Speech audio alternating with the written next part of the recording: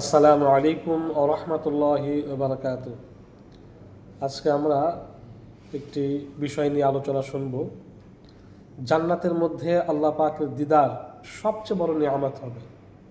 আল্লাহ পাকের দিদারই হলো সর্বশ্রেষ্ঠ নিয়ামত, জান্নাতীদের সর্বশ্রেষ্ঠ উপহার। এর চাইতে বড় উপহার আর কিছু হবে না। এ সম্পর্কে আমরা একটু কিঞ্চিত আলোচনা শুনব। জান্নাতীরা যখন জান্নাতে অবস্থান করবে, সর্বপ্রথম জান্নাতি হুরিরা জান্নাতীদেরকে গান শোনাতে থাকবে। আল্লাহু আকবার, সুবহানাল্লাহি ওয়া বিহামদিহি, গান শোনাতে থাকবে। জান্নাতি বাতাসে গাছের পাতার সাথে মিলে মিলে এক অপূর্ব বাজনা সৃষ্টি হবে, যে বাজনা পৃথিবীর কোনো বস্তু দ্বারা তৈরি করা সম্ভব না বা বাজানো সম্ভব না। এত সুন্দর বাজনা কখনো কেউ শোনেও নাই, কেউ দেখেও নাই। জান্নাতীরা জান্নাতি বাতাস এবং গাছের পাতায় পাতায় মৃদু আলতোভাবে যে বাজনা সৃষ্টি হবে, সেই সুরের মূর্ছনায় 70 বছর তারা মূর্ছনায় বেহুশের মতো থাকবে। 70 বছর।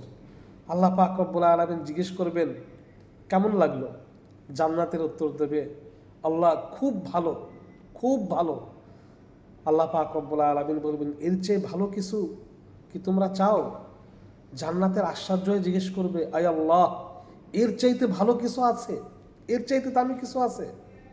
তখন আল্লাহ পাক রব্বুল আলামিন হযরতে দাউদ আলাইহিস সালাতু ওয়াস সালামকে তেলাওয়াত করতে বলবেন। হযরতে দাউদ আলাইহিস সালাতু ওয়াস সালাম কোরআন তেলাওয়াত করবেন। তিনি সূরা মুলক অথবা সূরা তাহা পড়বেন। এই সুরের মূর্ছনায় 100 বছর পার হয়ে যাবে, তাদের আর কোনো খবরই থাকবে না। দাউদ আলাইহিস সালামের সুরের মূর্ছনায় 100 বছর পর্যন্ত কোনো খবর থাকবে না। আল্লাহ পাক রব্বুল আলামিন 100 বছর পর জিজ্ঞেস করবেন যে কেমন লাগলো? জান্নাতীরা বলবে, আল্লাহ, এর চাইতে ভালো কিছু আর কখনো শুনি নাই। আল্লাহ পাক রব্বুল আলামিন তখন বলবেন, এর চাইতে ভালো কিছু আছে। তারা আশ্চর্য হয়ে বলবে, এর চাইতে ভালো কিছু, এর চাইতে উত্তম জিনিস? আল্লাহ পাক রব্বুল আলামিন তখন মহানবী সাল্লাল্লাহু আলাইহি ওয়াসাল্লামকে কোরআন তেলাওয়াত করতে বলবেন। আল্লাহ রসুল কোরআন তেলাওয়াত করবেন।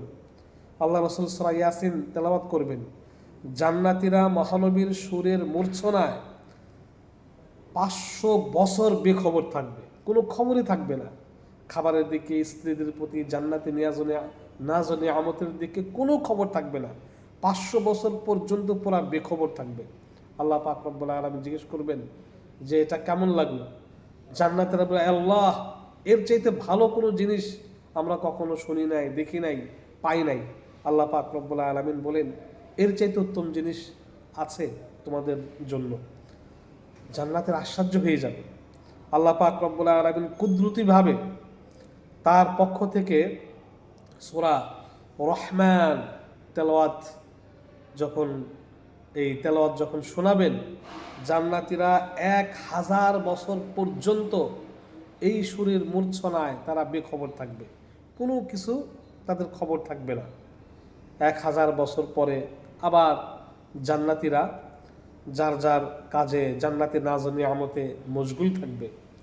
এই ব্যাপারে একটা হাদিস রয়েছে, قال النبي صلى الله عليه وسلم بين أهل الجنة في نعيمهم إذ سطع لهم نور فرفعوا رؤوسهم فإذا الرب قد أشرف عليهم من فوقهم فقال السلام عليكم يا أهل الجنة سلام قولا من رب رحيم قال فينظر إليهم وينظرون إليه فلا يلتفتون إلى شيء من النعيم ما داموا ينظرون إليه حتى يحتجب عنهم ويبقى نوره وبركته عليهم في ديارهم। মহানবী সাল্লাল্লাহু আলাইহি ওয়াসাল্লাম ইরশাদ করেন, জান্নাতবাসীরা তাদের ভোগ বিলাসে আল্লাহর নিয়ামতে মশগুল থাকবে। এমত অবস্থায় তাদের সামনে, তাদের মাথার উপর থেকে একটা নূর, একটা আলোক ছটা বিচ্ছুরিত হবে, একটা নূর বিচ্ছুরিত হবে। তারা মাথা তুলে উপরের দিক তাকাবে, দেখতে পাবে যে তাদের মহান প্রভু তাদের উপর দিক থেকে উদ্ভাসিত হয়েছেন। আল্লাহ পাক রব্বুল আলামিন তখন বলবেন, আসসালামু আলাইকুম ইয়া আহলাল জান্নাহ সালামুন কাওলাম মির রাব্বির রহিম। তিনি বলবেন, হে জান্নাতবাসীগণ, তোমাদের উপর অনন্ত শান্তি বর্ষিত হোক। মহানবী সাল্লাল্লাহু আলাইহি ওয়াসাল্লাম বলেন যে আল্লাহ পাক তাদের প্রতি তাকাবেন এবং তারাও আল্লাহর প্রতি অপলক দৃষ্টিতে তাকাবে, দেখতে থাকবে, চোখের পাতা পড়বে না, লড়বে না, জান্নাতে কোনো কিছু মনে থাকবে না, স্ত্রীর কথা, নাজ নিয়ামতের কথা কোনো কিছু মনে থাকবে না, শুধু আল্লাহকে দেখতে থাকবে। আল্লাহু আকবার, সুবহানাল্লাহি ওয়া বিহামদিহি। জান্নাতীরা যতক্ষণ আল্লাহর দিদারে মশগুল থাকবে ততক্ষণ তারা অন্য কোনো ভোগ বিলাসের প্রতি ফিরেও তাকাবে না, তারা কল্পনাও করবে না। অবশেষে আল্লাহ পাক তার দৃষ্টি থেকে অন্তর্হিত হবেন এবং তার নূরের ও বরকত, তার নূর ও বরকত তাদের জন্য তাদের আবাসে অবারিত থাকবে। এইভাবে আল্লাহ পাক রব্বুল আলামিন যারা কাছের জান্নাতি তারা প্রতিদিন সকাল সন্ধ্যায় বা প্রতিদিন আল্লাহর দিদার লাভ করবে।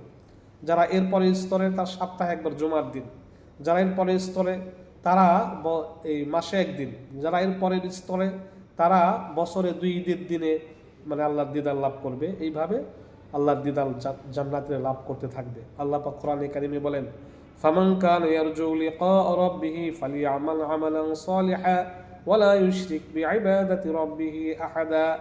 যে আল্লাহর সাথে দিদারের আশা রাখে, আল্লাহকে দেখার ইচ্ছা রাখে, সে যেন ইমানের সাথে সাথে নেক আমল করে এবং আল্লাহর সাথে কোনো অবস্থাতে শরিক না করে, তাহলে আল্লাহর সাথে সে সাক্ষাৎ করতে পারবে।